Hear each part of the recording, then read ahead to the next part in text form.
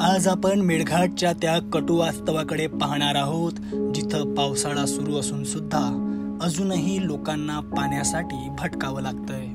अमरावती जिल्ह्यातील मोथा गावातल्या आदिवासी महिलांची ही कहाणी आहे, ज्या रोजच्या रोज फक्त एक हंडाभर पाण्यासाठी 1 किलोमीटर चालत जातात.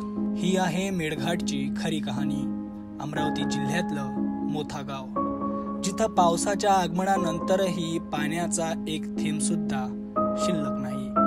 गावातील आदिवासी महिलांना दररोज 1 किलोमीटर अंतरावर असलेल्या जुनाट विहिरीवरून डोक्यावर हंडा घेऊन पाणी आणावं लागतंय.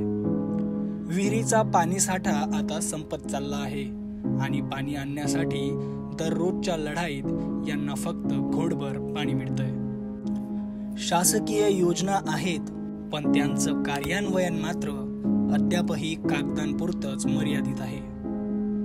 पंतप्रधान नरेंद्र मोदी यांच्या हर घर नल योजनेचा लाभ या भागातल्या एकाही घराला मिळालेला नाही.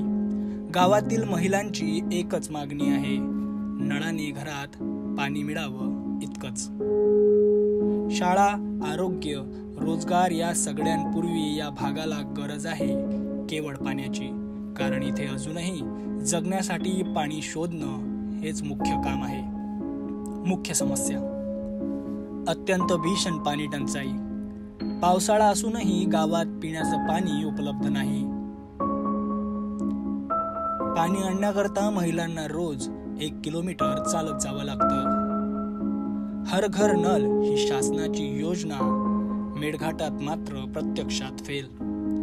नळ योजना, जलसाठा, विहिरींची देखभाल या भागात होत नाही. शुद्ध पिण्याच्या पाण्यासाठी आज देखील येथील आदिवासी समाज संघर्ष करतोय. मेळघाटचं हे वास्तव सरकारसाठी डोळे उघडणारं ठरावं अशीच अपेक्षा. पावसाळा सुरू झालाय, पण जीवनाचा झरा येथे कोरडा आहे. हर घर नल योजना कधी घर घर नल बनेल? कदाचित याच उत्तरात लपला आहे या गावाचा भविष्यातला श्वास.